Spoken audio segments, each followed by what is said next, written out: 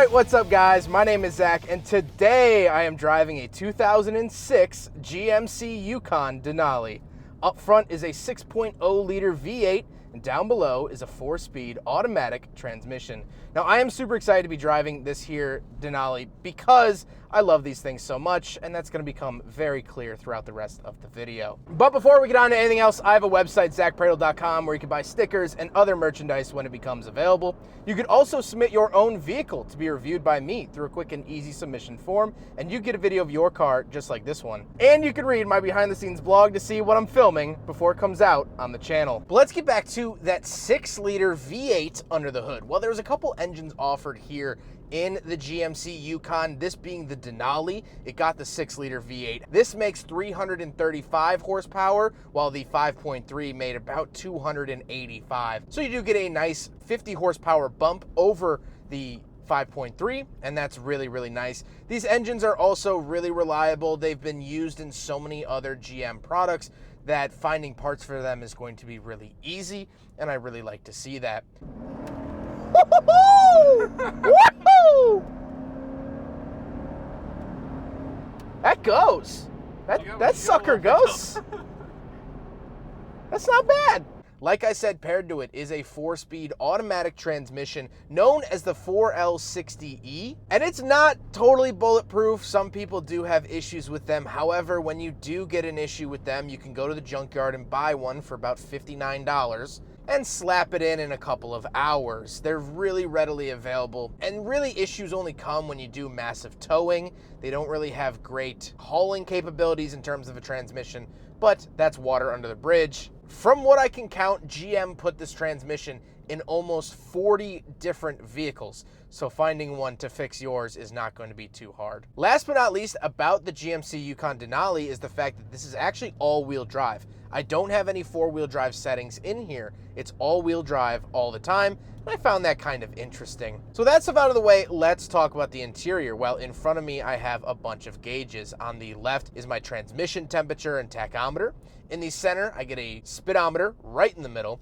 And then off to the right, I have my oil pressure, battery voltage, fuel, and coolant temperature. On the steering wheel on the left, I have my voice commands, program, source, and my information buttons. And off to the right, I have my seek and volume for the radio, as well as more information buttons. GM does a really good job about giving you a lot of information in the gauge cluster, and so you can cycle through that here on the wheel. Off to the left, I do have a climate control vent, an oddly tall cubby, and then my headlight switches, rear wiper, and fog light buttons. Moving on to the door, I have a bunch of really nice Denali features. So I do have 2 different levels of memory seats, 2 different levels of heated seats, and then my pedal adjustments to bring the pedals further or closer to me depending on my height, which is very, very nice. Then I do get my power mirrors, power locks, and power windows down below, all pretty simply laid out. Moving into the center, this is actually the factory radio for the Denali Yukon, and it looks aftermarket, but it actually still functions. It is touchscreen. It looks like something you would buy off the shelf at Best Buy, but it still works well. And this does have a Bose sound system too, which still sounds good here 16 years later. Pretty impressive. Then we do have the climate controls. They are dual zone climate, and if I know anything about GM vehicles from this era, they have wicked heaters in them. This will go all the way up to 90 degrees when you set it. It is dual zone as well. I have auto settings, recirculating, defrost, all of these fantastic, fantastic features. Really, really like that.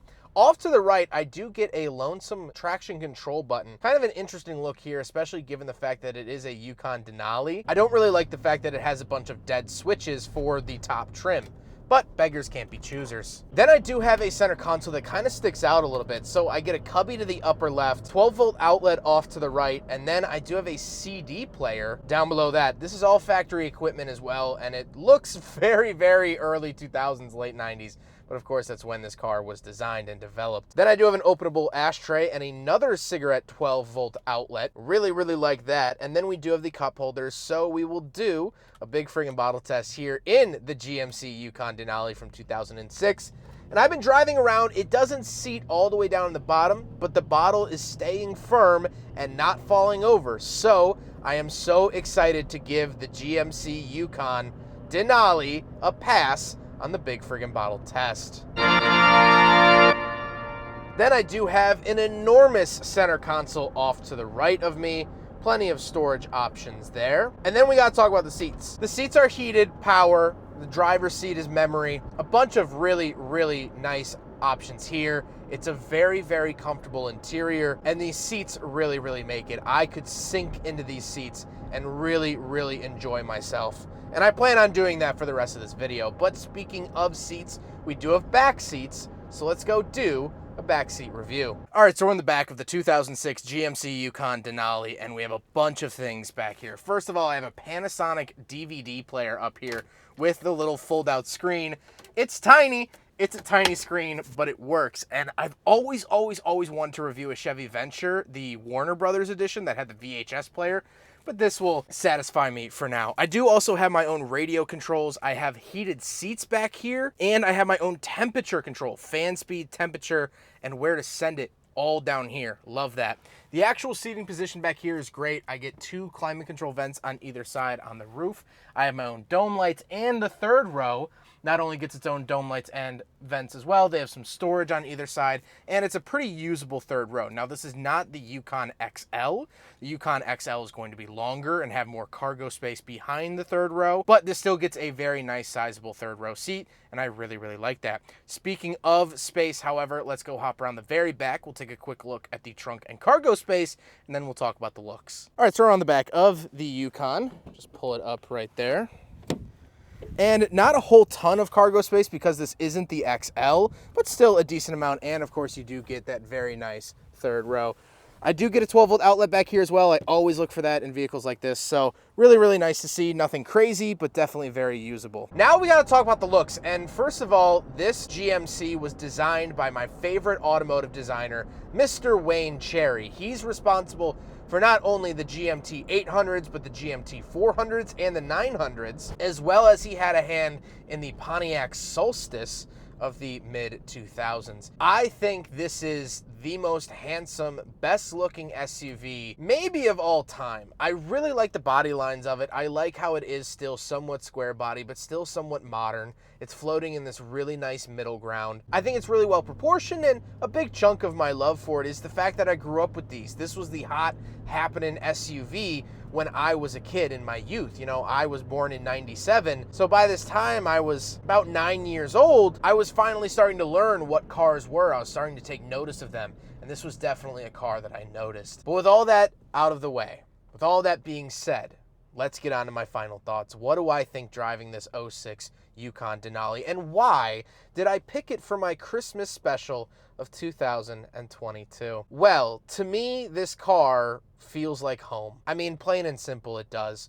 First of all, it was built here in the Midwest, just north of me up in Wisconsin at the Janesville plant. Here's what the Janesville plant looks like today. Unfortunately, it's been leveled and closed, and production has been moved down to Arlington, Texas. But I've been born and raised in the Midwest, and everyone always says, how do you put up with those long winters? How do you deal with the terrible, terrible cold that the Midwest gets for 3 to 4 months out of the year? And yeah, the cold sucks. It gets really flippin' cold around here. But I think there's also a beauty to it. There's something about the wintertime in the Midwest that brings you together. You hang out at people's houses more. You go to the bar together. You stay inside in close quarters. You bond together in a comfortable environment. During the summer, you're out and about, going everywhere, doing anything outside. You sort of space out, but in the winter here, you get close to your friends and family. It gives you a reason to stay inside and kind of do nothing. That's why Wisconsin is the top drinking state in America. That's what this truck really embodies with me. It's a warm, comfortable space to get close with your friends and family. This car interior, yeah, it has its flaws, but so do I. I have a little bit of a temper here and there. I'm working on it. This car has a check engine light here and there. It's working on it. The interior isn't perfect, but that makes it perfect. The car itself isn't flawless, but it feels human. It feels like the warm embrace of a hug. It feels like that family member, that cousin, that uncle, that aunt, that sister that you don't see all that often, but when you do, You laugh about your childhood. You say, hey, Zach, remember when you were a kid and you had a speech impediment and couldn't even pronounce the word car? You used to call them tars? Yeah, kind of funny how life flips around on you, and now this is my career. I was almost shooting tars. But you get to sit around the space heater and reminisce. You get to get close with your friends. That's what this vehicle is all about. It has the spirit of a Midwesterner. And much like the Midwest, GM interiors have kind of been a punching bag for jokes. Cracked plastic this, shaky plastic that. Sure, it's easy to make jokes about GM interiors, and yeah, they are kind of worn in places. But it's the same with the Midwest. I'll joke about hating Illinois forever and ever, but at the end of the day, I love it here. This is my home. This is where my friends are. This is where my family is. And so, when I talk about GMT 800s, which by the way, this is a GMT 820 technically, GMT 800 means General Motor Truck Chassis 800. That's the Silverados from this era. That's the Tahoes, Suburbans, Escalades from this generation. They're all called the GMT 800s. Now this is technically the 820, but for this argument, it's a GMT 800. When people ask me about the GMT 800s, I don't immediately think of this SUV. I think of this, and this, and this, and this. I think about my friends. I think about my family. I think about being a kid again. I think about when life wasn't so serious. I think about laughter. I think about childhood embarrassment. And so to take all of that and wrap it up into one automobile, that's what this vehicle is to me.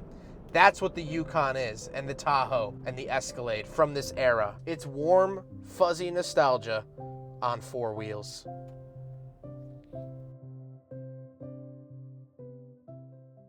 Merry Christmas to those who celebrate, happy holidays, or just, I hope you're having a good day.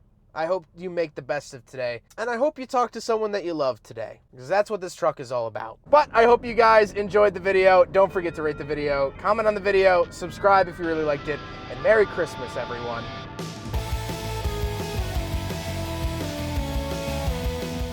God, it's hitting the ceiling. Just get a little off the top. Let's go to the reindeer barber shop. All right, well, that's not gonna work, huh? Now, all you guys gotta do is sit there and look pretty. So the reindeer antlers have kind of impeded my ability to head check. I keep forgetting that these aren't real glasses. All right, what's up, guys? My name is Zach, and today I am driving a 2007 GMC Yukon Denali. What? 6. Stop me right there, partner.